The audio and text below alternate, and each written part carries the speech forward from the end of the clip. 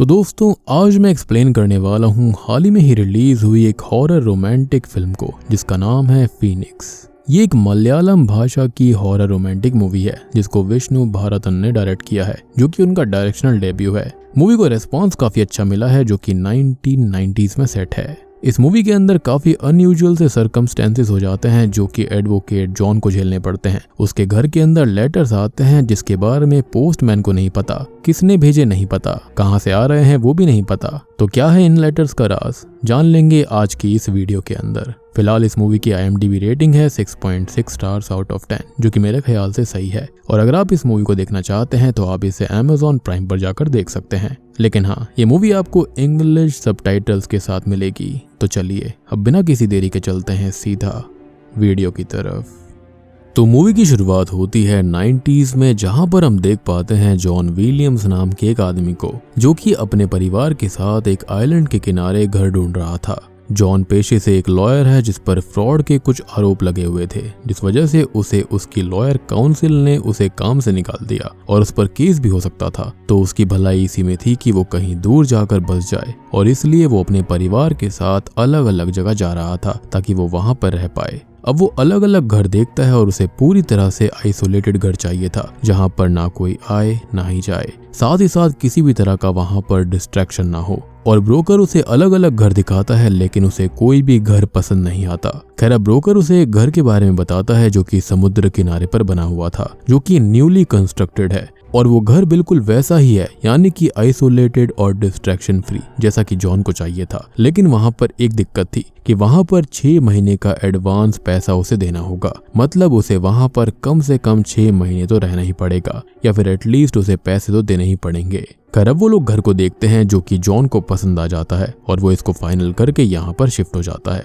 जहाँ पर लाइट और वाटर वगैरह का काम पेंडिंग था तो ब्रोकर वो भी पूरा करवा देता है। अब जॉन अपनी बीवी डेजी, बेटी मारिया, लिडिया और सबसे छोटे बेटे टीटू के साथ यहाँ पर रहने लगता है। इस घर के बीच एक पेड़ भी है जिस पर रोज एक चिड़िया आती है जिसके साथ टीटू खेलता रहता है और उसकी आवाज को भी निकालता है। खैर अब जॉन अपने दोस्त आमिर से मिलता है जो कि पास में ही कहीं पर रहता है और जॉन अपने ससुर की दी हुई डाउरी यानी कि दहेज से बिल्कुल खुश नहीं है, तो उसके खिलाफ वो केस करना चाहता है और इस केस के अंदर वो अपनी बीवी को उसके ही पिता के खिलाफ पिटीशन साइन करने का एक प्रेशर बना रहा था और अगर वो नहीं मानती तो वो उसको भी छोड़ देता। खैर अब यहाँ पर आमिर उससे काम की बात करता है और आमिर की बीवी शैनू के अंकल की एक लॉ फर्म है तो वहां पर भी वो ज्वाइन कर सकता था। इस पर वो कहता है कि वो वहां पर भी चेक कर लेगा। साथ ही साथ उसके पास 2-3 क्लाइंट्स भी हैं और तो और वो अपनी फर्म खुद की डाल सकता है। खैर अब वो अपने घर पर आता है और थोड़ा बहुत काम करके सभी लोग सो जाते हैं। अब अगले दिन वो अपने काम से जाने लगता है तो उसे घर के पास एक लेटर मिलता है जो कि फ्रेडी नाम के किसी पर्सन के लिए था, लेकिन किसने भेजा,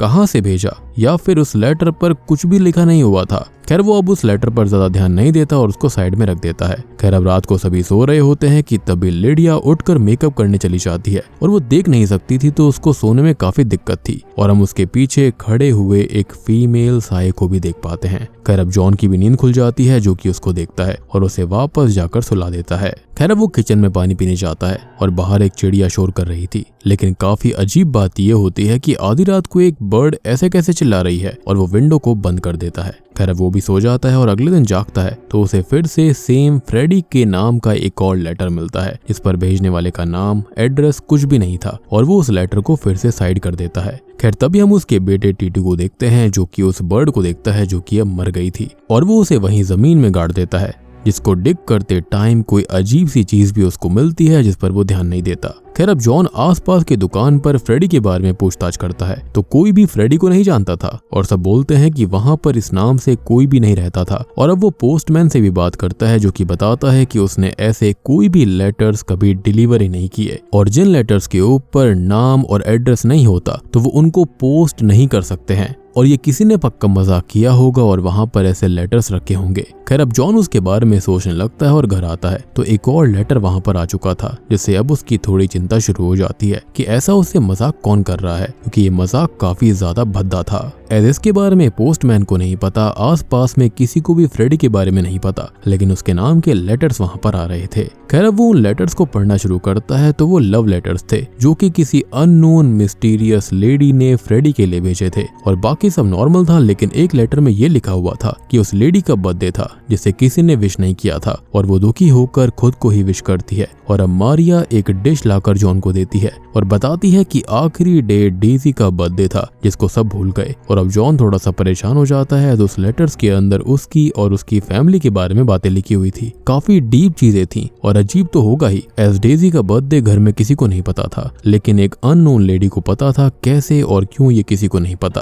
अब वो दिन भर यहाँ वहाँ नजर रखता है और रात को भी देर तक यहाँ वहाँ चेक करता रहता है कि कोई वो लेटर डालने वहाँ पर आएगा। अब अर्ली मॉर्निंग बैठकर वो देखता है कि किसी ने वो लेटर्स न्यूज़पेपर के साथ तो नहीं डाले और उसे कोई नहीं मिलता। साथ ही साथ न्यूज़पेपर्स वाला भी सिर्फ न्यूज़पेपर ही डालकर गया था, वहाँ पर कोई लेटर नहीं थे। खैर अब टीटू उसके पास आता है और उसे थोड़ी बहुत बात करता है, जिससे वो कहता है कि वो ट्रेस पास करने वाले को देख रहा है और अब वो नोटिस करता है कि अब सेम नया लेटर उसके जस्ट पास में ही रखा हुआ था जहाँ पर वो पिछले कई घंटों से बैठा हुआ था। यानी कि ये चीजें काफी ज्यादा मिस्टीरियस थी। खैर वो इससे काफी परेशान हो जाता है और वो लेटर आमिर को दिखाता है जिसके अंदर वही सेम बात लिखी हुई थी जो कि जॉन ने टीटू को बोली थी, जिसके बारे में उस मिस्टीरियस लेडी ने ये लिखा हुआ था कि वो लोग, मतलब कि जॉन और उसकी फैमिली को ये लगता है कि वो लोग लेटर लिखने और जिसके लिए वो लिखे गए थे वो ट्रेसपासर्स हैं, जो कि एक तरह सही भी है क्योंकि उन्होंने वहां पर बहुत वक्त बिताया है। गार्डन में साथ में उनकी बहुत मेमोरीज हैं। वो गाना गाते थे, गुनगुनाते थे, जो कि फ्रेडी अपनी उस मिस्टीरियस लवर के लिए गाता था, जो कि था कि Julie Julie Julie do you love me, Julie Julie Julie do you care for me. In fact वो मिस्टीरियस लेडी ये तक लिख देती है कि वो और उसका लवर जॉन की फैमिली से मिलेंगे, उनसे बात करेंगे। और आमिर भी ये ऑब्जर्व करता है कि उस लेडी को रोज से बहुत ही ज्यादा लगाव है, जो कि लेटर के अंत में एक रोज ड्रॉ करती है। अब जॉन इससे काफी परेशान था, लेकिन आमिर इसको कोई प्रैंक मान रहा था। खैर अब घर के अंदर हम देखते हैं टीटू को, जिसे उसकी मरी हुई बर्ड की आवाज सुनाई देती है और वो उस बर्ड की आवाज को गौर से सुनने की कोशिश करता है तो उसे फ्लोर के नीचे से एक लेडी की हमिंग आवाज सुनाई देती है, जो कि Julie Julie do you love me गाना ही गुनगुना रही थी। और मैं यहाँ पर आप सभी को बताना चाहूंगा कि इस घर के नीचे कोई भी बेसमेंट नहीं है, मीन्स वो आवाज लिटरली जमीन के नीचे से आ रही थी। खैर अब जॉन घर पर आता है, जो कि टीटू को देखता है, जो कि सेम वही जूली जूली जूली गाना गा रहा था।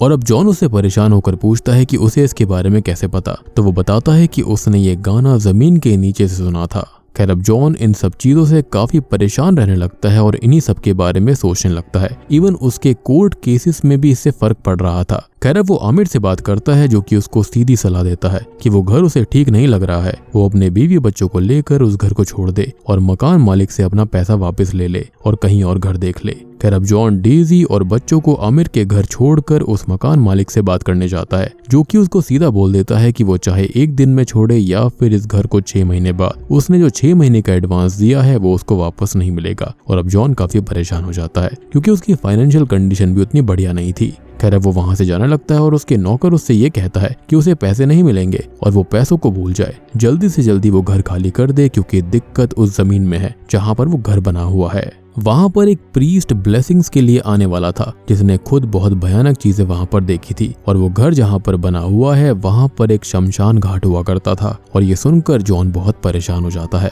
यानी कि वो जमीन और वो घर बिल्कुल भी सही नहीं था, फुल ऑन नेगेटिव था। खैर वहीं हम आमिर के घर पर उसकी वाइफ को देख पाते हैं, जो कि सबके लिए खाना बना रही थी कि तभी गैस अपने आप ही बंद हो जाती है, जिसको वो ऑन करने की कोशिश में खुद का हाथ जला लेती है, जिसको आमिर और उसकी मदर हॉस्पिटल लेकर जाते हैं। खैर अब जॉन घर आता है, जिसे डेजी पूरा मैटर बताती है और अब वो परेशान बैठा सोच ही रहा होता है, जिसे आमिर के घर सेम वही फ्रेडी के नाम वाला लेटर मिलता है, जिसे उसी मिस्टीरियस लेडी ने ही लिखा था। और उसके अंदर उसने ये भी लिखा हुआ था कि एक बार जो उसका गेस्ट बन गया वो हमेशा उसका गेस्ट रहेगा। मीन्स जॉन और उसकी फैमिली अब उसके गेस्ट बन गए हैं, जो कि अब उससे दूर नहीं जा सकते। और अब तक तो हम ये समझ ही सकते हैं कि शैनू का हाथ पैरानॉर्मल फोर्स नहीं जलाया है, यानी कि आमिर की बीवी का। खैर अब अगले सीन में आमिर हॉस्पिटल में था, जहां पर शैनू को 5 दिन एडमिट करके रखना होगा और जॉन भी वहां पर आ गया था, जो कि उसे लेटर दिखाते हुए ये बोलता है कि वो अपनी फैमिली को लेकर वापस घर चला जाएगा, क्योंकि वहां पर जो कोई भी है वो उसका पीछा नहीं छोड़ने वाली और उसे इसको अकेले फेस करना होगा और वो अपने पेरेंट्स की तरह खुद को खत्म भी नहीं कर सकता, बल्कि वो जल्दी ही सच तक पहुंचने की कोशिश करेगा। खैर अब वो आमिर के साथ उस घर के पास बनी हुई शॉप के शॉपकीपर, घर के मालिक थॉमस के उस नौकर और टाउन के पुराने पैरिश क्लर्क से बात करता है। और पैरिश मतलब होता है कि उस एरिया की खुद की चर्च जो होती है, उसके क्लर्क से उसने बात करी। उसको यहाँ पर ये पता चलता है कि 80s के समय उस जगह पर समुद्र का पानी आ गया था, जिससे कि वहाँ पर रहने वाले 8 से 10 परिवार हमेशा के लिए चले गए और उनमें कोई रोज या फिर फ्रेडी हो, उन्हें ये बात नहीं पता और कोई वापस भी नहीं आया था। और जब सी वॉल बनी तो थॉमस ने उस जगह को कब्जे में लेकर अपने नाम करा लिया। अब आगे उनको ये पता चलता है कि उस दिन घर पर जो प्रीस्ट आया था उसने कुछ भयानक देखा था, जिसके बारे में वो बिशप को बताने भी जाता है, लेकिन थॉमस उसका ट्रांसफर करवा देता है और सारी बात दबा देता है। और ऐसा इसलिए क्योंकि उसकी जमीन, उसका घर, उसे प्रॉफिट चाहिए, तो भूत प्रेत और पैरानॉर्मल एक्टिविटी वाली बातों को दबाना पड़ेगा, अदरवाइज वहाँ की जो प्रॉपर्टी के रेट्स होते वो कम हो जाते, रेंट भी नहीं मिलता। खैर अब वो लोग पुराने पैरिश क्लर्क पीटर के पास जाते हैं, जो कि उनको बताता है कि थॉमस के घर के लेफ्ट पोर्शन की एक हिस्ट्री है। 70s में वो घर बनने से पहले जब वहाँ पर कुछ लोग रहते थे तो वहाँ पर कॉलरा नाम की एक बीमारी की वजह से पैंडेमिक फैल गया था, जिसके अंदर बहुत से लोगों की जान चली गई थी। और ये बीमारी कंटेमिनेटेड फूड और वाटर की वजह से होती है, जिसके अंदर ये जो वायरस होता है उसकी वजह से इंसानों को बहुत दिक्कत होती है। अब यहाँ पर किसी को भी जलाया नहीं गया था, सबको बैरी कर दिया गया और अब उनमें से कोई रोज या फिर फ्रेडी हो ये किसी को क्या ही पता होगा। और तब चर्च के प्रीस्ट फादर फ्रांसिस थे, जो कि अब रोम में हैं। खैर अब रात तक जॉन अपने परिवार के साथ घर वापस आ जाता है, लेकिन उसने रास्ते में सबको ये समझा दिया था कि वो सारी बातें वर्बली नहीं करेंगे, कुछ बातें वो एक दूसरे को इशारों में समझाएंगे और सब वैसा ही करते हैं। और रात को थोड़ी बहुत हलचल, लाइट्स का फ्लिकर होना वो फील कर पाते हैं। अब रात को एक कॉल भी आता है, लेकिन उन्हें इस घर के अंदर बोलना ही नहीं था, तो जॉन कॉल को अवॉइड कर देता है। खैर अब रात को सभी सो जाते हैं और हम उस चिड़िया को देख पाते हैं जो कि मर गई थी, जिसे टीटू ने बैरी कर दिया था, जो कि अब फिर से जिंदा होकर बाहर आती है। टीटू को हॉन्ट करती है और वो खुद को उसी ग्रेवयार्ड में पाता है जहाँ पर सभी ग्रेव्स के ऊपर लगी हुई बेल रिंग होने लगती हैं। और यहाँ पर अब ये बेल रिंग होने का चक्कर क्या था, तो मैं आपको बताना चाहूंगा कि एंशिएंट टाइम्स में ग्रेवयार्ड्स के अंदर जो ग्रेव्स होती थी उसके अंदर डेड के साथ एक बेल की स्ट्रिंग डाली जाती थी और बेल जमीन से बाहर रहती थी कि अगर मरने वाला जिंदा हो तो वो बेल बजा सकता है और उसे बाहर निकाल लिया जाएगा। अब अचानक से ही वहाँ की सारी बेल्स रिंग होने लगती हैं और टीटू उस मिस्टीरियस लेडी को एक ग्रेव के पास बैठा देखता है, जो कि उसे डराती है। और ये सब देखकर सभी बच्चे चिल्लाने लगते हैं, तो जॉन और डेजी की भी नींद खुल जाती है। वो चेक करने जाते हैं तो बच्चों के रूम में उन्हें साया दिखाई देता है। बहुत तेज रोशनी आती है और डोर लॉक्ड हो जाता है, जिसे जैसे तैसे कर वो तोड़ते हैं और वो लोग अंदर जाते हैं। तो अब सब कुछ नॉर्मल हो चुका था, लेकिन बच्चे बहुत ही ज्यादा डरे हुए थे, जिनको वो दोनों संभालते हैं। अब अगले दिन जॉन देखता है कि आज भी वही सेम लेटर आया हुआ था, जिसके अंदर उस मिस्टीरियस लेडी ने लिखा हुआ था कि कोई उसे नहीं समझ रहा। ये लोग यानी कि जॉन और उसकी फैमिली मोमेंट की वैल्यू नहीं कर रहे, उसको फूल करने की कोशिश कर रहे हैं और ऐसे उनकी रिस्पेक्ट उसकी नजरों में कम हो रही है। यानी कि यहाँ पर इन्होंने आपस में कम्युनिकेशन कम कर दिया था। ये लोग इशारों में बातें कर रहे थे, जो कि ये स्पिरिट को पसंद नहीं आया और वो उन्हें हेट करना शुरू कर चुकी है और उसे नहीं लगता कि वो उसके काम के हैं, और अगर उसके काम के नहीं है तो उसे उनकी कोई जरूरत नहीं है और शायद उनको मरना पड़ेगा। वो आगे लिखती है कि यहाँ पर एटमॉस्फेयर चेंज हो रहा है, बहुत से लोग उस बीमारी से मर रहे हैं, चर्च की जमीन अब कम पड़ने से लोगों को भी यहीं बैरी किया जा रहा है और वो जल्दी आए। और वो आगे ये लिखती है कि उनका नया मेहमान भी बीमार हो चुका है और टीटू यहाँ पर बीमार हो गया था, जो खुद जॉन को लेटर से ही पता चलता है। यानी कि अब तक उसे नहीं पता था, लेकिन स्पिरिट को पहले ही पता चल चुका था। खैर अब जॉन काफी परेशान हो जाता है और वो टीटू को हॉस्पिटल लेकर जाता है, जहाँ पर डॉक्टर उसे थोड़ा बहुत चेक करके वापस घर भेज देता है। खैर अब डेजी अपने पति जॉन से ये कहती है कि उसको फादर की ब्लेसिंग्स चाहिए होंगी, जिसके लिए उसे चर्च जाना होगा। अब जॉन चर्च जाकर फादर जियो से बात करता है, साथ ही साथ फ्रेडी या फिर रोज की जानकारी भी निकलवाता है, लेकिन किसी को भी फ्रेडी के बारे में कोई भी जानकारी नहीं थी। वो फादर को पूरा मैटर समझाता है, जो कि ये कहते हैं कि पैरानॉर्मल से डील करने के लिए एग्जॉर्सिस्ट होते हैं और उसके लिए बिशप से बात करनी पड़ेगी, परमिशन लेनी होगी, फिर प्रीस्ट हायर होंगे, चेक करेंगे कि वाकई में वहाँ कुछ है या फिर नहीं, फिर एग्जॉर्सिज्म होगा और इसमें काफी वक्त लग सकता है। और फिलहाल जॉन ब्लेसिंग्स के लिए बोल रहा है, तो वो उसके साथ जाने लगते हैं। लेकिन तभी डॉक्टर के पास जॉन का कॉल आता है, जो कि उनको ये बताते हैं कि उसके बेटे टीटू का उन्होंने ब्लड सैंपल लिया था, जिसके अंदर उसे कुछ कॉम्प्लिकेशंस मिली हैं और पेंडेमिक फियर है क्योंकि सारे सिम्टम्स कॉलरा से मैच हो रहे हैं, लेकिन स्टिल यहाँ पर उनको लग रहा है कि ये उससे भी बढ़कर कुछ है। तो उन्होंने सैंपल्स को शहर भेजा है जिनकी रिपोर्ट 3 दिन बाद आएंगी। तो यहाँ पर जॉन या फिर उसके परिवार का कोई भी व्यक्ति T2 से डायरेक्ट कांटेक्ट ना बनाए और अब फादर भी यहाँ पर डर जाते हैं और जॉन के साथ आने से मना कर देते हैं। उन्होंने कुछ बहाना कर दिया था। खैर अब वो परेशान घर आता है जहाँ पर डेजी भी परेशान होकर उससे बहस कर लेती है और रात को उसे फादर जियो का कॉल आता है जो कि उसको ये बताते हैं कि उन्होंने बहुत सारे पुराने डॉक्यूमेंट्स को चेक किया, उन्हें रोज नाम की कोई भी लड़की नहीं मिली। शायद ये उसका ऑफिशियल नेम नहीं होगा, लेकिन यहाँ पर अलग अलग पंथ एग्जिस्ट करते हैं लाइक रोमन कैथोलिक, जेकोबाइट्स, कनानाया और उनकी लैटिन कैथोलिक कम्युनिटी। तो हो सकता है कि फ्रेडी उनकी पैरिश से हो ही ना, तो उसने दूसरी पैरिश में चेक करवाया तो कनानाया पैरिश से उन्हें कॉल आया था और उनको ये पता चला कि कॉलरा पैंडेमिक के 1 साल बाद 1971 में कोई शादी हुई थी जिसके अंदर ब्राइड का नाम मार्गरेट था और ग्रूम का नाम फ्रेडी। खैर अब वो जॉन को एड्रेस भी बताने लगता है। खैर अब रात को सभी लोग डिनर कर रहे होते हैं कि तभी मारिया पजेस हो जाती है और उस मिस्टीरियस लेडी की आवाज में जॉन से पूछती है कि उसका फ्रेडी कब आएगा और अपनी उंगलियां तोड़ने लगती है, यानी कि मारिया की उंगलियां तोड़ने लगती है, जिसको फ्रेडी रोकता है और 1 दिन का समय मांगता है। खैर अब वो मार्गरेट के एड्रेस पर जाता है जो कि एक डॉक्टर है और उससे फ्रेडी के बारे में पूछताछ करता है, जिस पर वो बताती है कि एंगेजमेंट से 2 दिन पहले ही वो कहीं चला गया था, फिर कभी मिला ही नहीं और उन्होंने भी उससे कोई कांटेक्ट नहीं किया और राजीव से शादी कर ली। अब जॉन परेशान तो था ही, लेकिन उम्मीद की एक किरण आती है जब पता चलता है कि फादर फ्रांसिस रोम से वापस आ चुके हैं, जिन्हें आखिरी स्टेज वाला ब्लड कैंसर है और वो थोड़े अजीब हो गए हैं। लेकिन जॉन रिक्वेस्ट करके उनसे मिलता है, उन्हें अपनी कंडीशन बताता है और वो लेटर दिखाते हैं, जिसको देखते ही वो नाम लेते हैं अन्ना रोज जॉर्ज। अब ये सब सुनकर वो ये कहते हैं कि उन्हें पता था कि वो हमेशा से सही थे, वो जानते थे। उन्होंने सबको बताने की समझाने की कोशिश करी थी, लेकिन किसी ने उनकी बात नहीं मानी और अब खुद अन्ना ही वापस आ गई है, उसे वापस आना ही था। और अब वो Anna Rose George the angel और Freddie the tragic Shakespeare hero की कहानी सुनाना शुरू करता है। तो कहानी की शुरुआत होती है 1970 से और हम देखते हैं फ्रेडी को जो कि अपने पेरेंट्स के साथ घर जा रहा होता है। उसके पेरेंट्स उसके लिए लड़की देखने गए थे, लेकिन उसे कोई भी लड़की पसंद नहीं आती थी क्योंकि वो मन से सुंदर लड़की को अपनी लाइफ पार्टनर बनाना चाहता था। उसके घर में पैसों की, ऐशो आराम की कोई कमी नहीं थी और वो अपनी PhD कर रहा था, साथ ही साथ यहाँ वहाँ घूम भी लेता है और बोटिंग भी कर लेता है। अब एक दिन उसकी बोट पर एक सिस्टर अनीता आती है जिसके साथ थी अन्ना रोज जॉर्ज, जो कि बचपन से अनाथ है और चर्च के साथ ही रहती है और काम करती है। वो रिसेंटली ही यहाँ पर शिफ्ट हुई है, जिसको देखते ही फ्रेडी उससे प्यार करने लगता है और वो दोनों अलग अलग पंथ के हैं, यानी कि अलग अलग कम्युनिटी के हैं। खैर अब वो उसके आगे पीछे घूमने लगता है, उसे देखने जाता है, बात करने की कोशिश करता है, मिलने की कोशिश करता है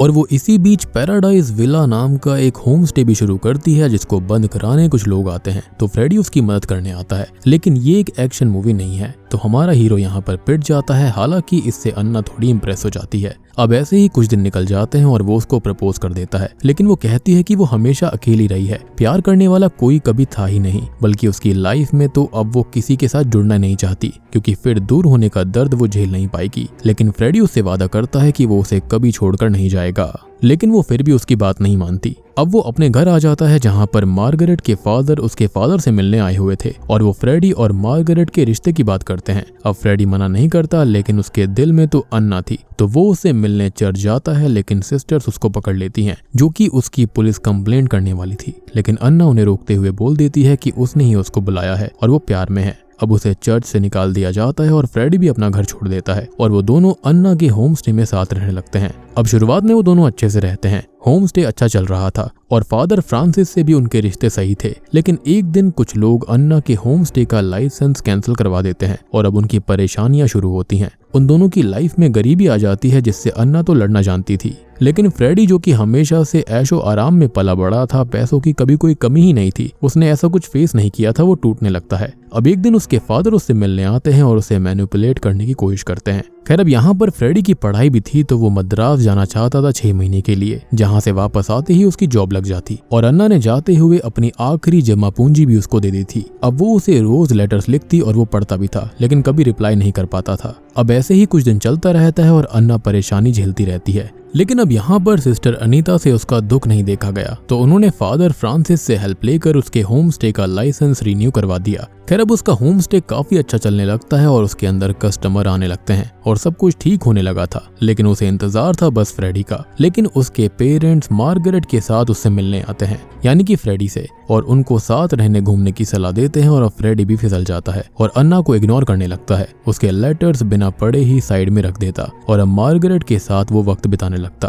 खैर अब गांव के अंदर कॉलरा नाम की बीमारी आ जाती है जिससे बहुत सारे लोग मरने लगे थे और सबसे पहले उन्हें चर्च के सामने और फिर सी के सामने बैरी किया जाने लगा और उनकी ग्रेव्स पर बेल लगाई जाने लगी, जिसका लॉजिक हम शुरुआत में जान चुके हैं। और यहाँ पर बात ये भी थी कि उस वक्त डॉक्टर जो थे वो बहुत ही धीमी नर्व्स को पकड़ नहीं पाते थे, तो उन्हें मरा हुआ घोषित कर दिया करते। और ये बेल्स इसलिए ही थी कि अगर कोई बाई चांस जिंदा हो तो बेल बजाकर बाहर आ सकता था, यानी कोई ना कोई उसकी मदद कर देता। खैर अब अन्ना भी फ्रेडी की याद में डूबी हुई थी, उसका जवाब आता ही नहीं था, यानी कि उसके लेटर्स का, और वो बेचारी भी कॉलरा की चपेट में आ जाती है और बीमार होकर हॉस्पिटल पहुंच जाती है। जब फ्रेडी को ये बात पता चलती है तो वो उससे मिलने आता है और डॉक्टर्स ने उसे बताया था कि अब वो 1 घंटे से ज्यादा नहीं जी पाएगी, जिससे कि वो बहुत ही दुखी होता है और आखिरी टाइम उससे मिलने जाता है। वो उसे बचाने के लिए शहर के बड़े हॉस्पिटल ले जाने की बात करता है, लेकिन उसके पिता पहले ही डॉक्टर को सेट कर चुके थे कि वो अन्ना को मरने के लिए छोड़ दे ताकि फ्रेडी उससे अलग हो जाए, और डॉक्टर उनके हिसाब से चीजें बोल देता है। खैर अब कुछ ही देर के बाद में अन्ना की मौत हो जाती है, उसको बैरी कर दिया जाता है उसकी ही जमीन पर जहाँ पर उसका घर यानी कि पैराडाइज विला था, और रिसेंटली जॉन और फैमिली जहाँ पर रहते हैं वो वही जगह थी, यानी कि पैराडाइज विला। इसलिए कहा गया था कि वो ग्रेवयार्ड वाली जगह थी। खैर अब वो यहाँ पर मरी नहीं थी तो वो बेल बजाने लगती है और बारिश होने से ग्रेव डूब जाती है, जिससे वो डूब कर मारी जाती है, यानी कि वो बच सकती थी अगर फ्रेडी थोड़ी और कोशिश कर लेता तो।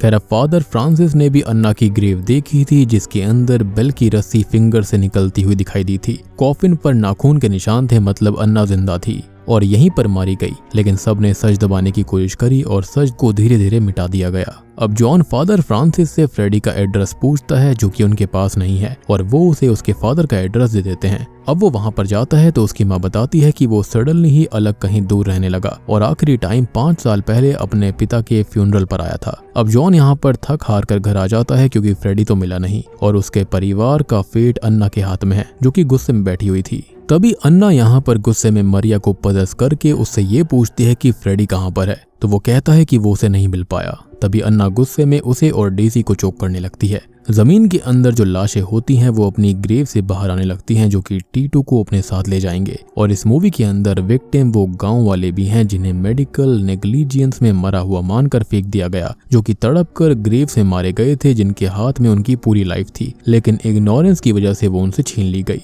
खैर वहां पर फ्रेडी आ जाता है जो कि अन्ना से बात करता है, यानी कि उसकी स्पिरिट से, और उसको समझाता है, उससे माफी मांगता है और तभी वो वैनिश हो जाती है। 3 महीने बाद हम जॉन को देख पाते हैं जो कि आमिर से बात कर रहा है और वो घर छोड़ चुका है और सब कुछ ठीक है और फ्रेडी उस घर में रहने लगा है। खैर अब हम फ्रेडी को देख पाते हैं जो कि अन्ना के उसी पैराडाइज विला के अंदर तड़प रहा है उसके लिए। उसके लेटर्स को उसने कभी इग्नोर किया था, लेकिन आज वो उन्हीं लेटर्स का इंतजार कर रहा है और अब वो अन्ना से बात करने की रिक्वेस्ट करता रहता है, रोता रहता है, और वो तो सफर कर ही रहा है, जिसे ऐसे देखकर उसी जगह बैरिड अन्ना भी सफर कर रही है। और ये रिवेंज तो था ही नहीं जो पूरा हो जाए, ये अधूरा प्यार है जिसका दर्द मरने तक और मरने के बाद भी रहेगा फ्रेडी को और अन्ना को भी।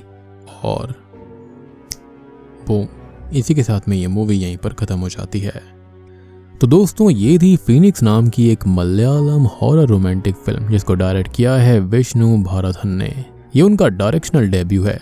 अब देखो इस मूवी को काफी अच्छा रिस्पॉन्स मिला है, पॉजिटिव रिस्पॉन्स है मूवी का। एंड ऑब्वियस सी बात है रोमांटिक हॉरर है तो देखो यहाँ पर रोमांस वाला एंगल तो आएगा ही आएगा। अब देखो मुझे मूवी ठीक लगी, यहाँ पर ये रोमांटिक एंगल वाला हॉरर है तो ऑब्वियस सी बात है ऐसी फिल्म का कॉन्सेप्ट होगा ही। साथ ही साथ यहाँ पर उस वक्त जो कॉलरा की बीमारी आई थी वहां पर जो चीजें हुई थी उसको भी दिखाने की कोशिश करी गई है with a love angle. Supernatural angle भी है तो चीजें काफी ज्यादा जुड़ जाती हैं। बाकी आप लोग मुझे बताना कि आपको ये फिल्म कैसी लगी, आपको कॉन्सेप्ट कैसा लगा। अच्छा लगा है तो वीडियो को लाइक कर देना, चैनल के ऊपर नए हैं तो सब्सक्राइब कर लीजिए। तो मैं आप सबको मिलता हूँ अगली वीडियो के साथ में, तब तक के लिए